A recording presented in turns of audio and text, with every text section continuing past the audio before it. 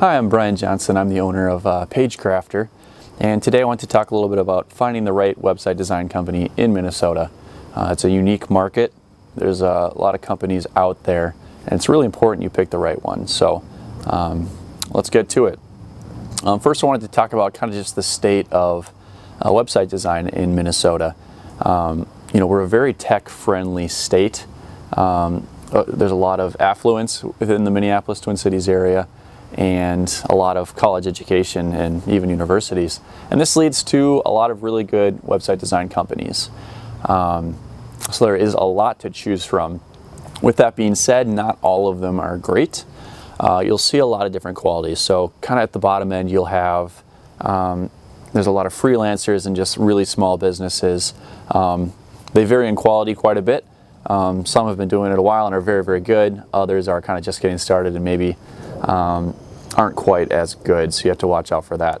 And you also have, this is kind of true across the country right now, but there's a lot of predatory companies. So if you're in an industry like, let's say, accounting, or maybe you run a clinic of some kind, or like a hair salon, those types of things tend to be kind of predated upon by various companies. So they'll come in and they'll say, hey, we provide A through Z. We'll do your accounting, we'll do your booking, we will handle your web design, and you'll just pay us one small rate.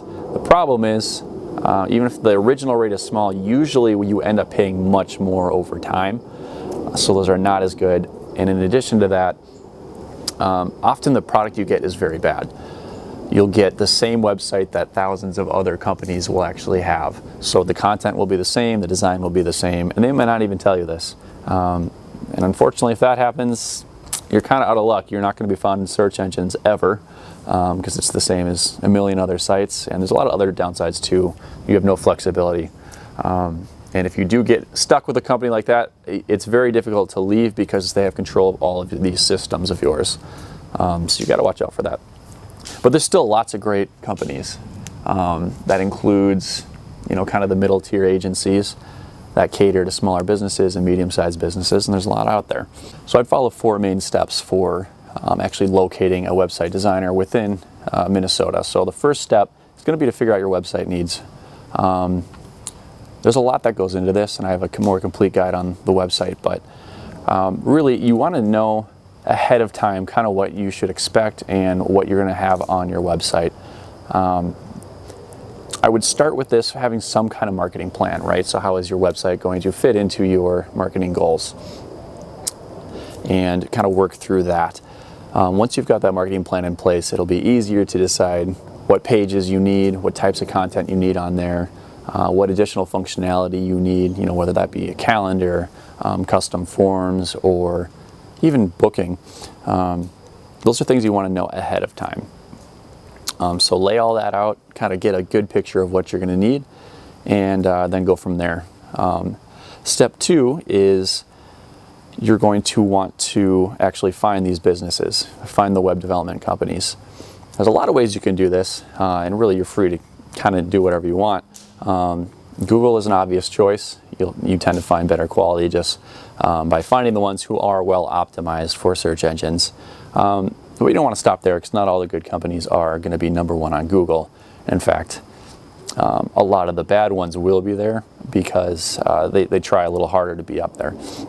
So you can try searching your network, Facebook, LinkedIn, post asking if anybody knows a great web development company.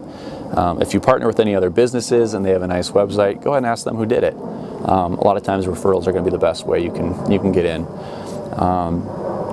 And there's also local directories too. So Google Maps will actually be a good spot to look, in addition to Yelp and other similar directories. Take a look there. One of the benefits of those two as well is that you can get reviews for these businesses. Reviews are going to be really helpful in kind of weeding out the bad ones. No one has perfect reviews generally, but if they have a lot of pretty good reviews, you can be sure that they're probably a decent company. But also check those bad ones. If they have half 1-star reviews and those reviews say some pretty bad stuff about them, odds are they're not a great company to work with, so avoid them. So step 3, I would say from there, narrow down that list. You've picked kind of the businesses you want to talk to. You want to narrow down that list. And you're going to do that a few ways. First, check out their website. Check out their portfolio on there. See the quality of the work that they've done. Now, obviously, you're only going to be able to tell so much just by glancing at the work they've done. And it's also going to be showing you just their best work, presumably. So that's not all you want to do, but it's still a good way to filter out some of the bad ones. Because it's pretty obvious when a company is really bad at design or even just websites in general. It'll be pretty clear. And a lot of them too, you'll see that all their sites are exactly the same. Maybe they have their one thing that they do and they do it. They might do a good job, but you don't want a cookie cutter website either. In addition to that, you know, look at those reviews. Focus on the reviews. See if you know anyone who has worked with them before. Find out how their experience was and kind of go from there. Once you've kind of trimmed down that list, you can move on to the last step here, step 4. You're going to want to get the proposals from them and then compare those proposals with each other. So at this point, you've already spoken with them, you've said, here's what we need, and they've come back to you with a proposal, which might include their price and all the inclusions in the website there as well. If you have that, you can kind of compare these more directly. Hopefully, they've given you similar proposals in terms of what's included, and you'll be able to compare them a little bit better. You're going to want to look at some of the fine print in these, though. Just because the obvious things look to be the same, the way they actually go about them might be very, very different.